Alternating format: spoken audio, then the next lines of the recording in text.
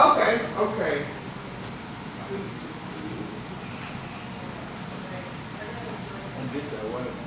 Jolt me back to my present life, and despite my praying and pleading for them to go away, they never leave. I just want those sweet blues, baby. Those blues that quake me in my shoes. Those sweet blues. What's up, Kansas City? What's up, Kansas City? And why don't you introduce yourself to everyone? My name is Janet Banks, and I am a poet. And I'm Stanley E. Banks, and I'm a poet as well. Been doing it for a long time. So tell us about this event here tonight at the Black Archives. It was in honor of a friend of mine who's no longer living. His name was Mbembe Milton Smith. And in my opinion, he was one of America's great poets.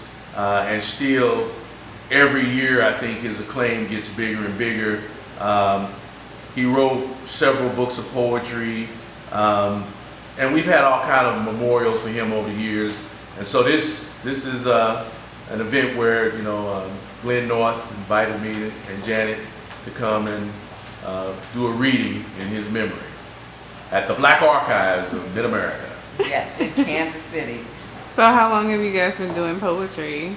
I've been writing poetry for, about 19 years. Wow. Yeah, writing professionally for about 17. Wow. So, yeah. And I've been writing since 1978. So I'm not going to do the numbers, okay? and by the way, Janet, my wife, I kind of discovered her, and it was quite accidental. Oh, okay. I was doing a workshop at the Nelson Atkins, and it's one of these workshops where you take people in, show them the exhibits, and then have them write about it, right? Mm-hmm. And so this was like one of our first dates. It was. And wow, okay. Janet goes along with me, and I'm like, okay, so she wants to see what I do. And afterward, I asked for volunteers. It's about 20 people. Mm-hmm. And I said, any volunteers? Everybody shy. Janet, who wasn't supposed to be a part of it, raised her hand. Now, this is like a first date or something, and a hot streak goes down the back of my neck, and I'm nervous. I'm like, these people gonna be like, why you bring a girlfriend and she gets to talk, right? So I'm like, girl, you better be good, right? And she wrote something, and everybody was like, whoa. And I'm like, did you know you could write? And she said no, and wow. kicked it off. And then, so that's, I discovered her, and So she you didn't know guys she had are to do it. defying the myth that two poets can be together. Yeah, we pretty much busted that myth. I mean, you've heard that the egos of poets living together is like, it's crazy. But for us, we bounce things off of each other, so we pretty much kind of are each other's sounding boards and all that kind of stuff. So it's pretty cool living with a poet. Well, and Janet, she's modest, so she didn't come into it with ego like I'm a great poet already. Mm-hmm. So I told her, look, if you want me to help you get into the craft and all that, I said, let me know. Do you want me to answer you as a husband or as an artist and a teacher, right? She said, let me have it. So were you easy on her? No, he's very hard on me because but she could take it. But I told him I would rather know the truth than to have stuff sugarcoated for me. Okay, so I told him, tell me the truth, because that's the only way that I'm going to learn, And so you learn to, kind of compartmentalize stuff, right? You really do. The art stuff is the art stuff, and then the wife and the husband stuff is the other stuff, right? Yeah. Do you guys have any poems that you do together?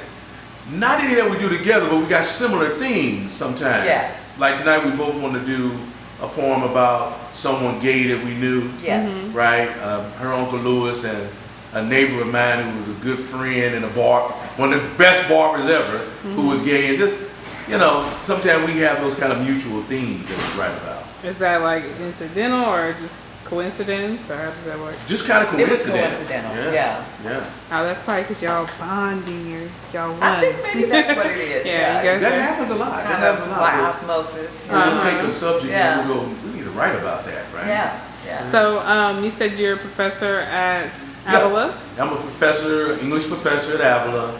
I teach all the creative writing classes in the English department. Wow. Fiction, poetry, playwriting. Then I teach African American literature and composition. Wow. Yeah, been doing that for 18 years plus now. Okay. So, yeah. So how would somebody get in contact with you two? Like if they wanted you to come to a reading, and I know you guys have some books here. You want to hold one of your books up? Yes. Yeah, we've I got. want me hand it to you, or you Oh got it? yeah, I'll step out the camera real quick. There you go. Yes. Raise it up so we can see. And I'm at Avila University, so you can contact Stan Banks anytime. Okay. I'll zoom in. All right. And we've got, we got some books at Prospero's Bookstore and the Nelson Atkins Museum Bookstore. Yeah, and Avila's bookstore has some of the books as Yes. well. And other places, that kind of thing. So Okay. yeah. Yes. Thank you, guys. Thank you. Thank you. Thank you. I'm Serenity, reminding you to spit your piece. Check out whatsupkansascity.net. I'm IFBB Bikini Pro Cat Williams, and when I'm not working out in the gym, I'm searching the web on Cascade Media and What's Up Kansas City. So make sure you check them out.